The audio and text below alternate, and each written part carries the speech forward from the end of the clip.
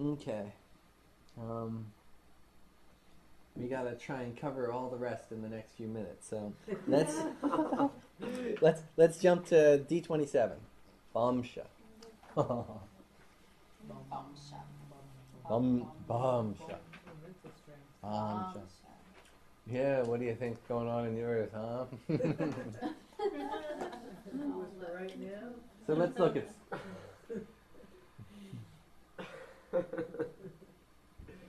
So the Bamsha is 12 times 2 plus 3.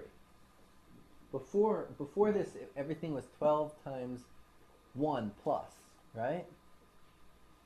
All of a sudden, we've gotten 12 times 2. We've entered another harmonic level. Okay? We've raised a harmonic cycle. Right? So the first harmonic, the first 12 was physical. The next was mental. What plane do you think we're in now? Spiritual. Almost at the causal. Ethereal. Causal is really... Subconscious is generally. I guess subconscious could be... You think subconscious is astral? I don't know. It's the deeper, unseen workings of the mind. Maybe we could just split the mental into like higher and lower. Deeper unseen. Deeper unseen. The deeper unseen. Would it be like the collective unconscious? No, that's the next one. Oh, so the collective conscious. This is your this is your personal subconscious. The next cycle, the third harmonic after this, that becomes the collective unconscious that you're existing within. And then the last one becomes the superconscious. Okay? So there's 3 on the mental level? Oh, don't go into Okay. that part. That's not... So the Bamsha shows the mental strength. At what level is it going to show the mental strength? The deeper unseen level. Deeper unseen level. So what is subconscious strength? Mental control. Sanity. What we were born with, their constitution? Is that the Our ability to concentrate, focus. It's how we're gonna either help ourselves or not. I mean, if we're gonna be positive or we're gonna be negative, kind of. So, and this is a very important chart for psychologists. Yeah, neuroses. Not particularly neuro, this is just how in general we process. It's how the mind is processing. So what happens is we have the Rashi chart, and that's the physical world. How we interact with that, how we decide to interact with that is based on the D3. Remember we talked about there's certain skills in the kendras of the D3? What skills we have is based on which chart? D9. Now, if you go deeper, the actual mental skill, ability, goes into the D27. So when we begin something, to physically interact with it, that's the D1. To reach out to do it is the D3. To have the ability to what you do with it is the D9. To have the mental consciousness to be able to process and properly utilize it is the D27. So the information comes in from the D1 all the way to the D27 and then back out and interacts with the world. So it's the way that our skills and knowledge is processed. It's what you are able to, on a subconscious level, be able to digest and utilize. Is this maybe correlated to manifestation? It's not as much manifesting as the level that, like, for example, say someone's in a relationship. Say Venus is strong in this chart, okay? If Venus is strong in this chart and the person's in a relationship and their girlfriend is, maybe they're being a bit too forceful and the girlfriend makes subtle gestures to, like, let them know that they're being too forceful.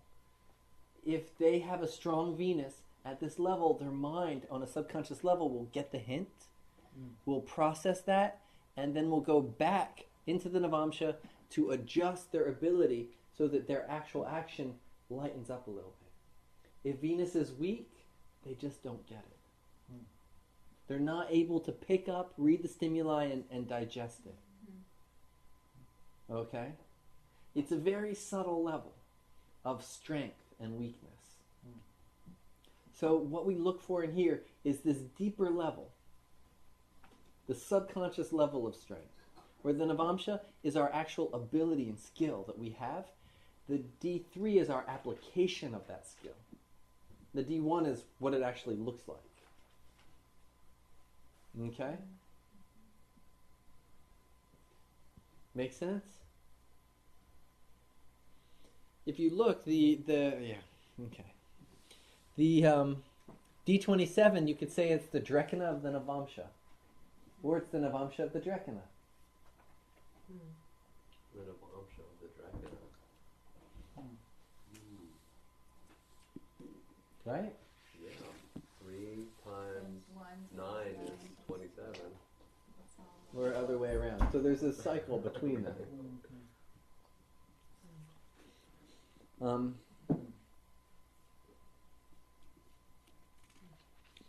It also shows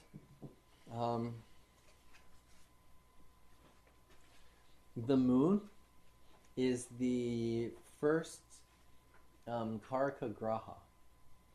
And that shows the level of conscious awareness of the mental processes. And we all know that there's some people who are able to watch their mind and understand what it's doing, and then there's some people that they just don't understand what their mind is doing. They have no control of their mind. They're being pushed around, and their mind controls them instead of them controlling the mind. This is the state of the moon in the D27. Okay? With me? State of the moon, they're either pushing it around or they're being pushed around. What the level of conscious awareness of the thought process Or the level of the conscious awareness of the thought process. is based on the status of the moon. House, sign, aspects, all this in the D27. The level of the conscious awareness. Now, how we see what are the strengths that a person has. As I was just saying, like some people, like if Venus is not well placed, they just don't get how to interact with the opposite sex very well. They're just not able to process. How do we know what we can process well and what we can't process well? Here it says 1, D27 Lagna. So we're going to read it first from the Lagna, then we're going to read the D27 from the moon. To see the strengths and weaknesses of a person's mind, we look at the Kendras and we look at the Yuga Rashis. So, planets and Kendras from the Lagna show what our strengths are, what we are good at processing. So, just as an example, I have Mercury in the first house, a Kendra. So it's showing that the information and significations of Mercury, I have a good ability to digest, process, and understand and assimilate easily. In my Navamsha, I have Mercury in the 5th house. So it's again showing I have good skills with that. It's a nice lineup. But then we go to the D3, it's Mercury's in the 8th house. So it's having, the mental process is there, the skill, ability is there, but the full application is not happening. There's a small blockage happening at the level of the actual application of the skill. Okay? With Mercury. So, not able to attain the same potential that if Mercury was in a Kendra of the D3. But this is how we're looking at that stream of flow between them. I have the same thing as you. Except the moon's in the 1st in the D27, and then it's in the 5th in the Navamsha, and then it's in the 12th in the D3. That's smooth.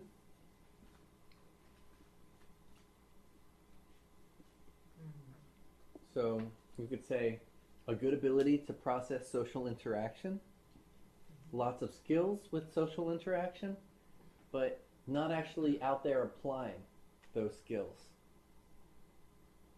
Not out there applying, that's There's a blockage because it's in the 12th house. Now the thing is, when we're looking at this level, the key at this level, because we're talking primarily about mind, is mantra. So with the right mantras, we can, before we were talking about deities, here we're talking about temples. This level, we're talking about mantra. Because mantra is working at this level of the mind and the processing of the mind. So with a good moon mantra, she could help manifest that moon more in her life. So Kendra's from the Lagna as well as Yuga Rashis. What are Yuga Rashis? What are Yuga Rashis? Anybody remember? Yuga. well, daybreak. What's the Kali Yuga Rashis? That's midnight. That's the houses. That's Kali Yuga house. Oh, well, I don't want Eons. You don't to. I don't want to look. It's right here. Mm-mm. know. We went over it in the Rashi section. Over here. Fire signs are the Satya Yuga signs. Oh, that's right. So fire signs give 100% strength. Oh, Water signs give 75% strength. Air signs give 50% strength. And earth, which are Kali Yuga signs, give 25% strength. So water is 75? Yeah, It's on that chart. Oh, it is. Okay. it's on the chart right there, page 34 in this handout.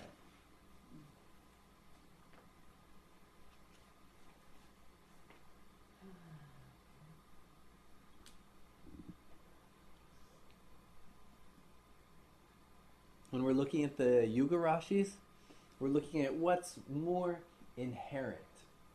Almost like the first house of the Navamsha. But when we're looking at the Kendras, we're looking at it's almost more like the fifth house of the Navamsha. Like what the person needs to learn, but has a good ability to learn and master. Is this true only in the D27? What? This Yuga thing? Well, that's how we're using it here. But you use these, Has different use in every chart. Some places Kali Yuga signs are good. At this particular point, it's, creating, it's a lot harder to slow actually. down it, slowing down It a little takes- bit. Earth it- brings more kind of dullness and density. to At the- this point, it takes a lot. The person has to learn it 4 times before it sticks. Uh-huh. Where if it's in the Satya Yuga Rashi, they you tell them once and they get it. In the Kali Yuga Rashi, they learn it. They go, they take a class again, they learn it. They take the class again, at the 4th time, they're like, okay, I'm starting to get it. It starts processing. Okay? So this is our level, our ability to process, to go into the subconscious mind and actually change and transfigure the way the mind is working so that we understand. It's the way the mind is processing and the strengths of its ability to process.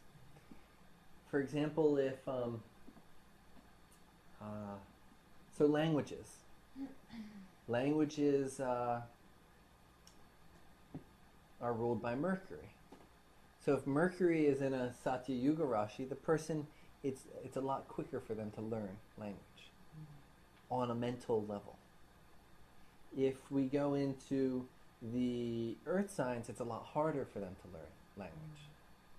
Now if you look my case, I have Mercury well placed. On a mental level, I easily understand the way different languages work. I'm more into the linguistics of a language and the grammar. Mercury is also well placed in the Navamsha, giving me good ability with different languages, but again, 8th house, the D3. So I'm terrible at speaking them. And Mercury, there's the afflictions to the various places in the Rashi that stop me from fully speaking the languages. One of my best languages that I ever learned was Latin, because I never had to speak it. I did terrible in French, I did terrible in Spanish, but in Latin I got 100. Because it was all just the grammar and the concept of how it worked. So at that level I was able to process it mentally very well, but not able to actually execute it well. Okay. The subtle variations, and it's a subtle level we're working with in the D27. Now let's look from the section 2, D27 moon.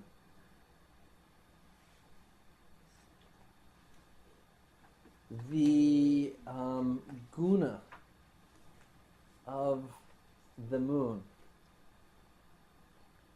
becomes very important. The sign, whatever the sign is, whatever the guna is of your moon placement in the D27, it gives the indication of how the subconscious mind is working. And when we look at the nodal axis relative to the moon, is your moon more associated with Rahu or more associated with Ketu? Which one does it have sambandha with? So, for example, I use an example, Bill Gates' chart.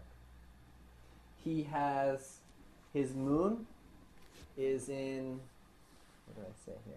I think his moon is in the So Capricorn. Capricorn. I think it's Capricorn in the 9th house. And he has Rahu. Rahu's 12th from it, right? Ketu. So he has Ketu in the 12th house, and no. He has Rahu in the 8th house, and Ketu in the 2nd house. Does either one have a connection to that moon? Is either one aspecting? Nope. Not by Rashi Drishti or Graha Drishti. Neither one has any connection to the moon. So we look at the lords. The lord of Ketu in his D27 is not aspecting or having any association with the moon. But the lord of Rahu is aspecting his moon. So which one has the stronger sambandha? Rahu. So we figure out what has closer association with the moon, and that'll show us whether the person's main direction in life is focused on materiality or spirituality. Which is the main path of the person's mental processes. Okay. So we're going through this fast, and there's a lot of information here that you can read about later. So is Rahu connected to materiality and Ketu's sisters? Okay. You got it. So when I have Ketu 3 away from my moon. 3 away from your moon, but is there any aspect? No. What sign's your moon on? In Libra. Libra. And what sign is your Ketu in? In Sagittarius. Okay. And So then Rahu is 5 away in Gemini. not 5 away. 9, but 5 going the other direction.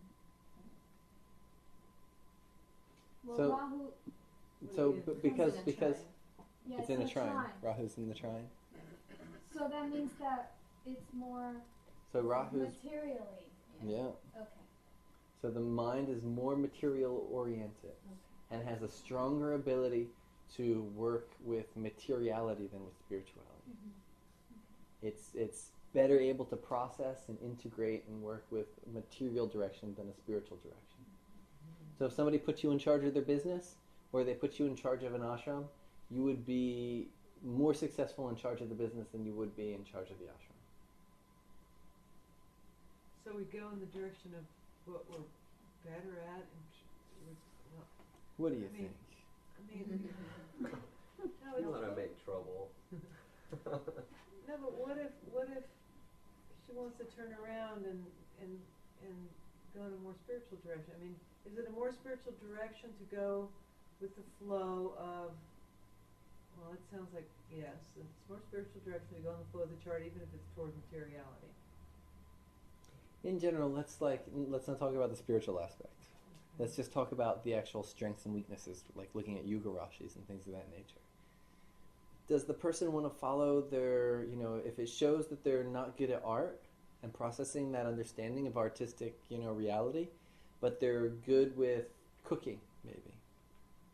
Do we advise them to go with what they're good at or what they like more? That's a hard one. If it's based, if what they're choosing to go with is based on their artha, if they're doing it for a career to make money, then we suggest they go to where they're strongest.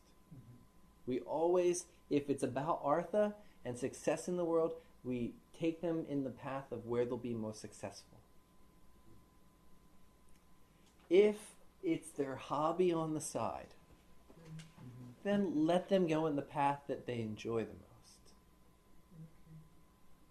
If they do it for kama, enjoyment, then it doesn't matter if it's their weakness. If it's their weakness, they'll just make that area stronger, so next life it'll have some strength to it. If it's for artha, for their career, and it depends on whether they have a roof over their head or not, we take them in the direction of their strength. We don't want them to fail in that area. Our job is to make sure they succeed. Their hobby, there's no failing or succeeding. So when somebody says, I know an astrologer, somebody went to the astrologer and said, I want to study astrology. And the astrologer said, nah, you wouldn't be a good astrologer. I don't think you should. And the guy had all these books and he was studying it and reading. I was like, oh, gosh. And he works out of an ashram. So, people think he's actually good. I looked at his chart. I said, you're very good at Vastu. He said, what's that? I said, you're like feng shui. You're really good at feng shui. He said, oh yeah, like I know where things go without even looking at the book, and then I read the book and it's right. And I said, yeah, there's a whole aspect of Jyotish that's related to Vastu. Take this part of Jyotish. If you like Jyotish, study this part of Jyotish. So, I didn't have to say, no, don't do it. I'm not going to tell him to go get a job doing it, though. But I take him in the path of his strength. So we never tell somebody no. We never crush their dream, especially if they have all these books and they're studying it and all this kind of stuff. We help them be successful. But I don't tell them to go out and give predictions to people. Yes, there were indications in his chart that he's not good at giving predictions. But that doesn't... Jyotish is so big and vast. That's one of the smallest, such a little aspect of Jyotish. He's be a wonderful Vastu expert. And to be really good at Vastu, you need to know Jyotish. Because you need to be able to look at the chart and see what karma is happening for the person. And looking at the chart, you don't even need to go to their house. You can tell them where the flaws are going to be in their house. So, yeah. We want to guide everybody in the path of their strengths, but in the proper way. Then, some people consider the Nakshatramsha and the Vamsha the same. The Vamsha is the D20. They're both the D27. And even in Jehora, it doesn't say Vamsha, it says Nakshatramsha for the D27. But it gives you the Vamsha. My understanding is the Vamsha is the regular chart that we just went over with the signs. And the moon is in certain signs. The Nakshatramsha is where we actually take each sign and we divide it into the 27 nakshatras. And we see what nakshatra the planets are in at that level. Wow. And we're not going to go into how to use that right now, but that tells how the subconscious mind is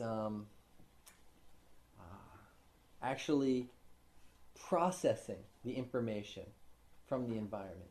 Where the Vamsha is telling us what the mind is good or bad at processing. The Nakshatramsha tells us how it is processing the information. Slightly different. So how do we arrive at that? We're not going to go into that. I'm just letting you know that it exists. Oh. Can It's- we use the... It's quite an advanced chart. we right click on the... Nope, they only give you the Vamsha in Jehora. They don't give you the Nakshatramsha. I asked them once to put it in, but they won't put the... Well, I mean, you can't use the, degrees in the D27. yeah, you break it down, it's the same number of degrees.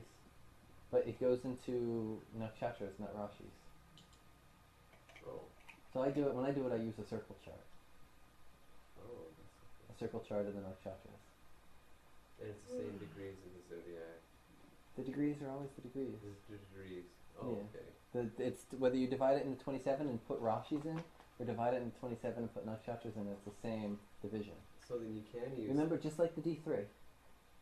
Our Right. example was the D3, so you could see that how it's divided stays the same. But what sign's going where changes, right? So the change is instead of the Rashi going in, it's the nakshatras that are going. The foundational field of the mind, the inner psychology behind the thought matter. Okay, let's jump. We're gonna